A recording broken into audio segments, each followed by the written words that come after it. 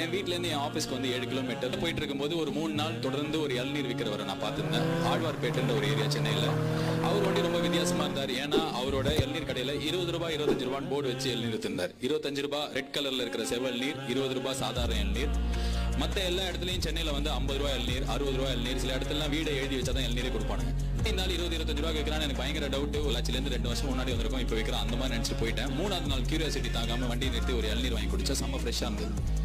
ஆச்சரியம். அவர்கிட்ட கூப்பிட்டு, சார் எப்படி சார் 20 ரூபாய் 25 ரூபாய் கட்டுப்படி ஆகுது, எல்லாரும் 50 ரூபாய் கேட்கறாங்கன்னா, இல்ல எனக்கு 16 ரூபாய்க்கு கிரீன் கலர் காய் வரும், அது 20 ரூபாய்க்கும் 20 ரூபாய்க்கு வர செவ்வல் நீர் 25 ரூபாய்க்கு விற்கிறேன். என் லாபத்தை கம்மி பண்ண இன்னைக்கு எனக்கு ஒரு நாளைக்கு 600 காய் விற்குது அப்படின்னா எனக்கு செம்மையா. வசந்த் அண்ட் கோ ஓனருக்கு அப்புறம் இவன் தான் பெரிய பிசினஸ் மேக்னெட் நினைச்சேன்.